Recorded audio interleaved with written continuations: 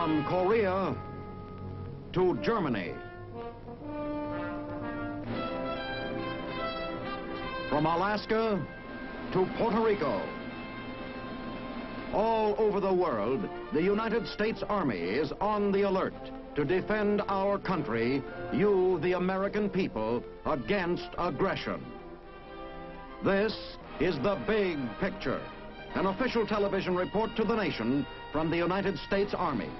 Now, to show you part of the big picture, here is Sergeant James Mansfield. Today, The Big Picture is going to take you back in time, about 9 years to June 1944, a day when American combat infantry made history on the beaches of Normandy in France. It was D-Day, and the men of the blue badge were bringing the war to the enemy. You will see the buildup that made the invasion possible, and the convoy that brought our army across the channel. But before we take you back to D-Day, Colonel Quinn will review for you 5 points to keep in mind when thinking of the combat infantryman. Then later on, he will have an interesting story to tell you about his meeting with Hermann Goering, Hitler's air marshal. So now we take you to the office of Colonel William W. Quinn. How do you do, ladies and gentlemen? Before we see the invasion of Normandy, I'd like to review with you some of the points that we brought up last week. Some of the points that have to do with the infantryman and his weapon. There are 5 basic points that I'd like to discuss at this time. The first of these points has to do with the rifle itself and the man who carries it. We are theoretically, at least so-called, in a state of push-button warfare with atomic energy and in the atomic age. But the man with a rifle is still the basic instrument of combat. The place where he goes is the place where it has to be gone by men with rifles. It was true in the last war, and it's true in Korea today. No other element has been able to eliminate the enemy except the man with a rifle. The second of these points has to do with the capacity of the man himself and the requirement that he has to know 12 to 15 different weapons, and not only the basic rifle, machine guns, the mortars, recoilless rifles. He has to be a man of some intelligence. Further, that the next point, everything that we have in our defense effort is designed to assist this man in his forward progress wherever he goes. Basically, and the fourth point, there has been no system, no particular device yet created which can take and hold property or real estate except the man with a rifle.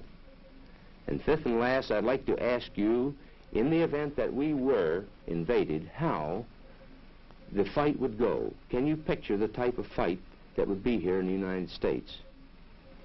I ask you to visualize whether or not our atomic bombs would drop, our own atomic bombs would drop on Pittsburgh. And I'm sure you'll agree with me that they would not. We would not use our mass weapons of deployment, but we would fight with this rifle in our home towns and in the streets of our city.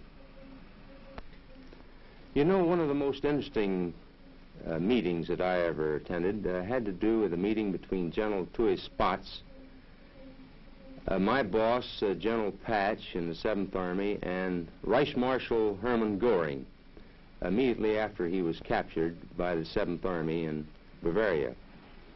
At this meeting, General Spatz asked the Reich Marshal about various types of air activity, and particularly the battle over Britain. And after a few minutes of discussion, General Spatz said to Hermann Goering, I would like to ask you the $64 question. And that question is this: could we have defeated Germany without invasion without the invasion of Normandy? Well, Göring's answer was almost dramatic when he said nein, of course, which is German for no. And General Spaatz said, well, why? Well, Göring went on to explain that the B-25 came as no great surprise to the Germans, but what did come as a surprise was the fact that they had underestimated the American potential to produce and to distribute B-25s in the quantity they did. Göring said that the B-25s disrupted the jet airplane program to a point where they had immediately to go underground. He further went on to say that for every offense in war there is a corresponding or reactive defense, and the Germans, of course, tried to go underground in order to put out their jet aircraft in time to be effective. Well, because they were late in this program, our aircraft delivered many telling blows. But when, according to Göring, when the infantrymen hit the beaches, that then posed a different requirement, one of space instead of time, because they were underground to a degree.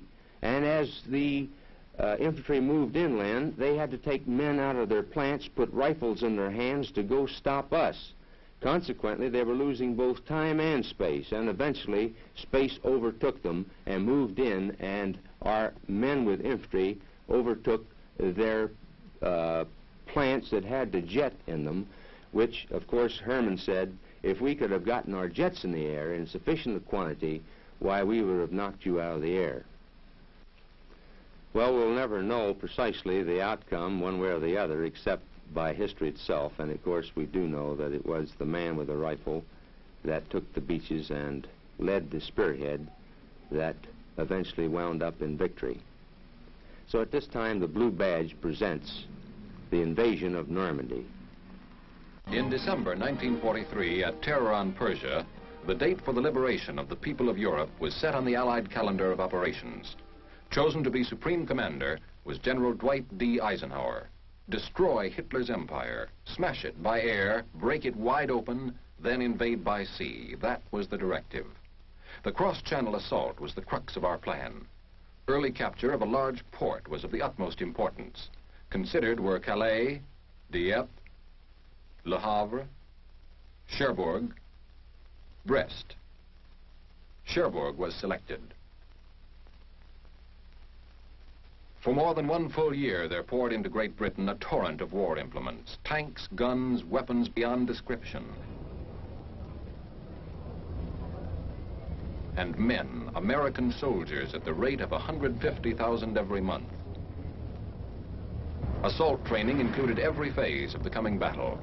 In the early spring of 1944, joint maneuvers of the ground, sea, and air forces, which were to make the attack, were held along the southern coast of England. Every duty was performed as if this were the real thing. British shores, chosen for their similarity to the coastlines of the Normandy Peninsula, were the staging areas for these maneuvers.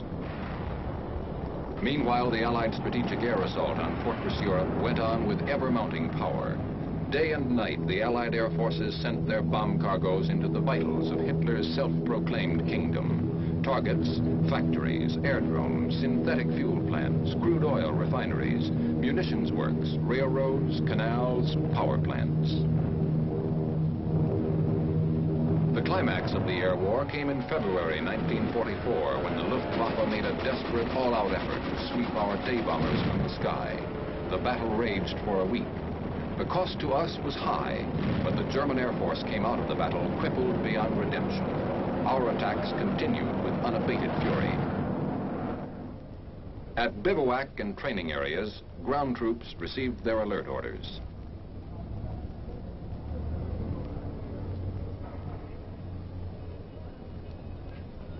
Men and equipment started to move. 65,000 men and 7,600 vehicles from bivouac areas all over Great Britain were moved to marshalling areas in southern England without a hitch. Highways were kept clear of all civilian traffic during this period. Rumor that the great invasion was at last underway flew through the length and breadth of Great Britain.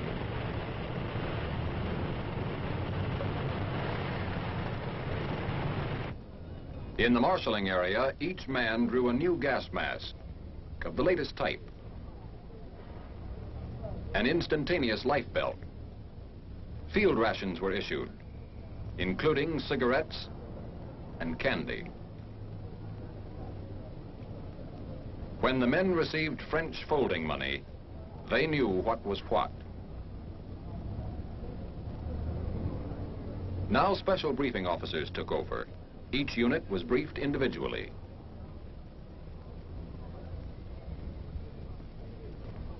The movement of the initial invasion task force from the marshalling areas to the embarkation points in southeastern England began on 30 May 1944. The timetable called for all troops, vehicles, and supplies to be aboard their transports within 5 days. This transportation and embarkation schedule, so vital to the whole invasion plan, required the closest possible coordination of times of departure and arrival. The operation was executed with expert skill and efficiency. Morale was high. Toughened, skilled, easy under discipline, our men knew they were ready.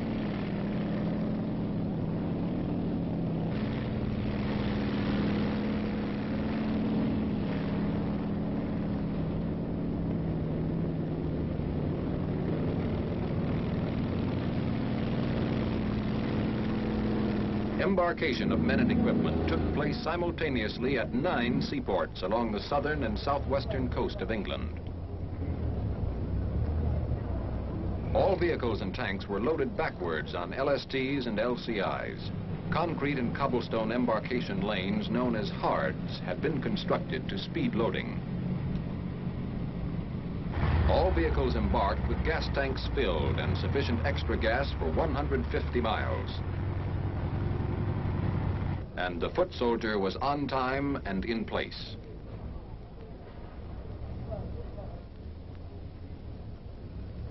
All English seashore towns through which our military forces passed were quarantined as a precaution against the leakage of information. Had the Luftwaffe commanded the skies at this juncture, it could have inflicted great damage to our men and ships, concentrated as they were in this relatively small area. Each man carried 1 K and 1 D ration. No extra clothing or barracks bags on this trip. General Eisenhower said of these men, "There is no question at all as to the readiness of the troops. They are well trained, fit, and impatient to get the job started and completed." These small assault boats ran a continuous shuttle service from the hards and docks to the transports lying at anchor in the harbor.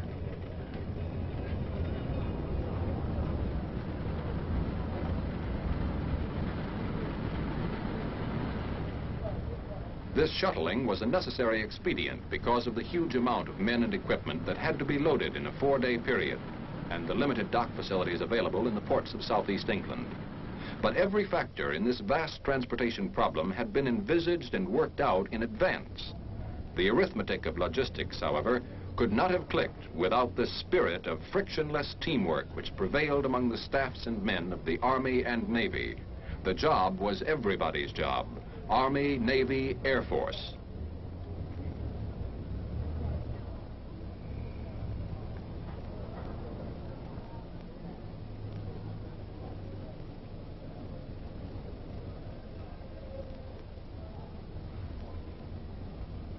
As each ship was completely loaded with its men and equipment, it pulled out into the harbor to take its place in the forming convoy.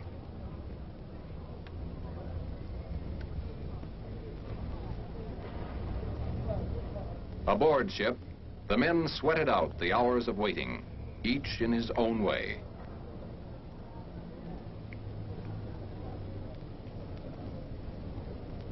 Naval gun crews received individual briefings.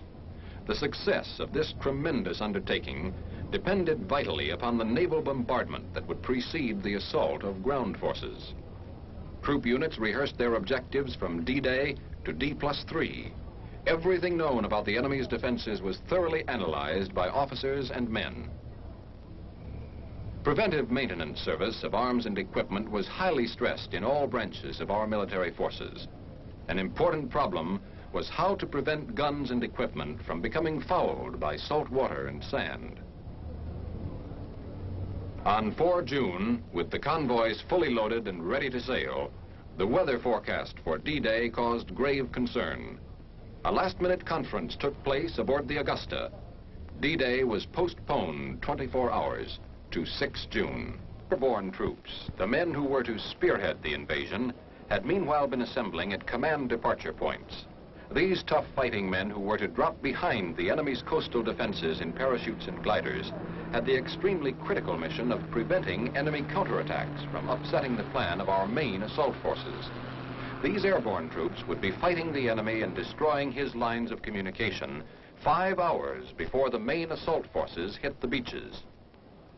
Covered by watchful air fighters, the American units left their various harbors in southeastern England to meet the British units at a rendezvous off the Isle of Wight. Our strategic air bombardment never let up. Through endless attacks on key bridges and rail centers, the ability of the enemy to shift reserves was fatally restricted. Under complete radio silence, each ship took its proper place in the vast armada. At twilight came the signal for the dash across the channel. At command departure points, gliders and their tow planes were standing ready for the night's operation.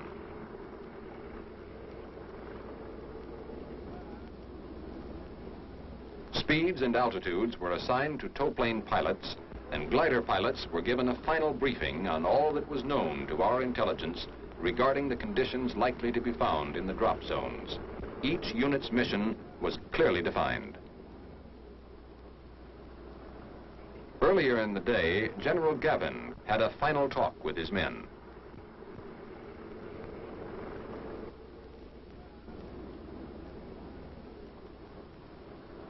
General Eisenhower paid a visit to the airborne infantry. These men were assigned to 6 Pathfinder units. Takeoff, 2,310 hours of D-1. Time for the airborne spearhead to get going. At more than a dozen fields, paratroopers filed out of hangars on schedule and marched to their planes. Each combat team carried adequate equipment to complete its mission independently, for it was recognized that a night drop into heavily defended enemy territory by such large forces was bound to create a wild state of confusion on both sides.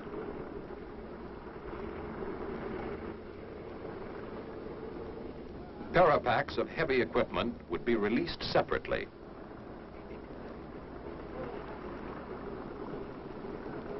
Gliders were loaded with equipment first.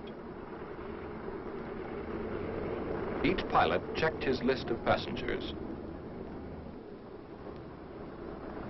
Paratroopers put on their full load of equipment, adjusting each item with extreme care. To hit the dirt just right with a full load of equipment is a highly specialized business.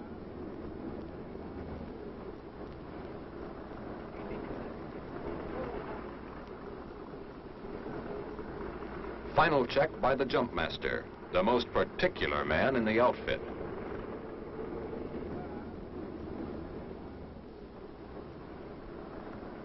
Paratroopers board their planes. Leg packs containing demolition supplies will be released by the men while in midair. Thus, each man will hit the dirt close to his pack. The success of the mission depended upon the rapid destruction of certain key enemy installations. The gliders take off. The heavily armed men in them, a short while before, had listened to a message from the Supreme Commander. You are about to embark on a great crusade. The eyes of the world are upon you, and the hopes and prayers of all liberty-loving people.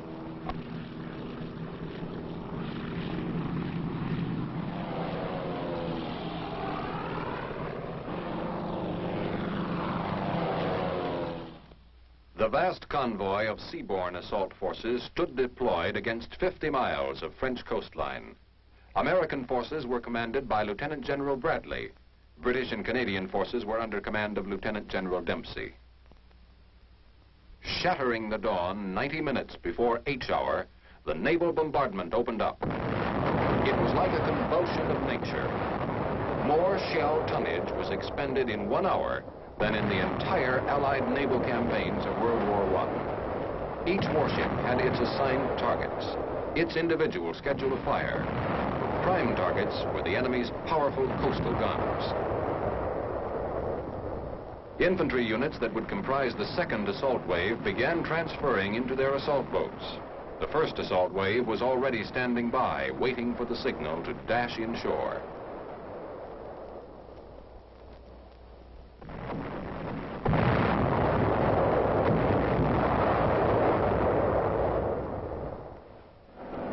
The last phase of air bombardment began at 0530, 1 hour before touchdown of the ground troops. Streams of heavy, medium, light, and fighter bombers crossed the channel in the most intensive airstrike of the entire assault operation. Objective, to isolate the battle area until we could consolidate our beachheads and begin the breakthrough. The big guns poured it on. Combat teams, each on a schedule, continued their unloading into assault boats. There would be little time between the first assault wave and the second.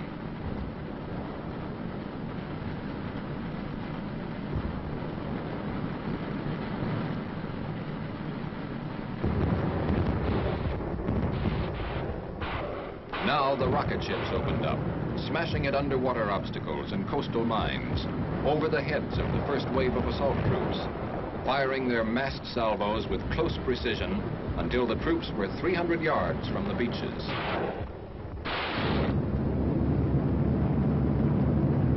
The fury from the air went on and on. Our airmen in tactical support of the ground forces took no rest that day. Back from one sortie, they gassed up, loaded their bombs and ammunition belts, and grimly went out again and again.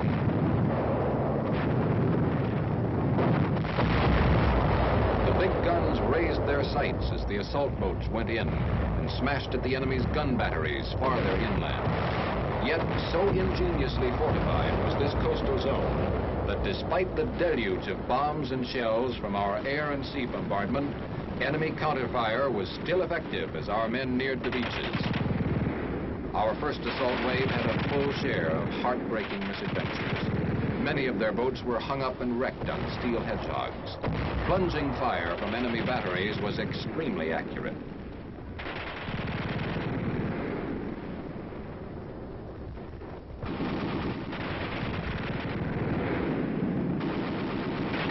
In the confusion, boats went astray or got out of control and crashed into one another. Forced to jump out of sinking boats, many men had to discard their weapons and equipment to save themselves from drowning. Casualties in the first hour were heavy.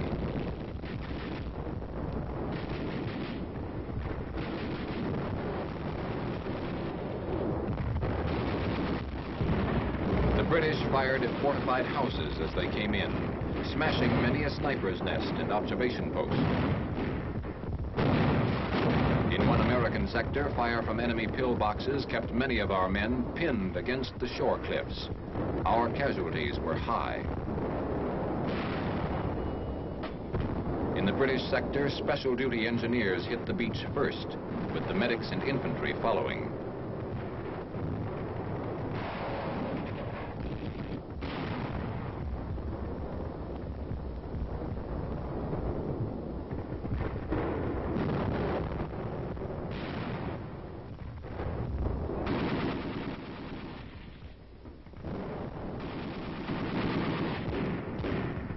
With the beachhead secure, the infantrymen lost no time in driving on to other objectives.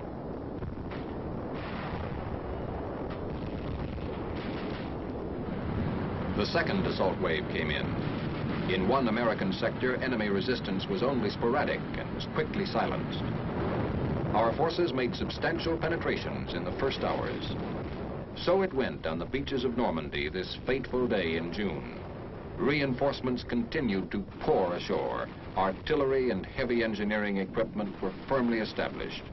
The German boast that an invading force could not remain ashore for 9 hours had been flung back on the now desperate defenders. Hitler's fortress had been cracked. The great gamble had been won. Having accomplished what many European military leaders believed never could be done, a cross-channel invasion, the Allies were now in position to apply their great power to the methodical destruction of the German armed might, to bring retribution to the fiendish criminals that had conceived it, to scourge it and them from the face of the earth. Well, I'm sure some of those scenes have brought back memories to a great number of you. In connection with that war over there, I've been asked, as have many other officers and enlisted men who returned from Korea, what the basic differences are in the combat between that type of war and the Korean conflict. Well, my answer has always been that there are about 3 or 4 major differences. The first one, of course, has to do with enemy tactics. I've always considered that the Korean type of fighting is feudalistic, medieval, in the sense that the Chinese fight for the citadels, the tops of the mountains, and therefore require us to go in after them. Terrain, of course, is always a great factor, and in Korea you have extremely abrupt terrain, high mountains and very low valleys. And that reminds me of a story of 2 men that I overheard talking. One soldier said to the other, he said, what are you going to do when you get out of here? He's, of course, speaking getting out of Korea, and the other one said, well, he said, I'm going out in Kansas and build myself a home out there. And the other one said, well, what kind of house are you going to build? Well, he says, I don't know exactly, but I know this. He says, it will not have a single step in it because I'm not going to climb anything anymore, which I believe gives you a pretty good indication of the impression that terrain makes in Korea. Well, that about winds it up for today, ladies and gentlemen, but we'd like particularly for you to be with us next week when we have a most unusual program. It's our intention to interview a communist Chinese soldier. So until we meet again, ladies and gentlemen, this is Colonel Quinn speaking for the combat infantrymen who ask you to look twice at the man who wears the blue badge, for it's the mark of a man. The Big Picture is a weekly television report to the nation on the activities of the Army at home and overseas. Produced by the Signal Corps Pictorial Center. Presented by the U.S. Army in cooperation with this station. You can be an important part of the Big Picture. You can proudly serve with the best equipped, the best trained, the best fighting team in the world today, the United States Army.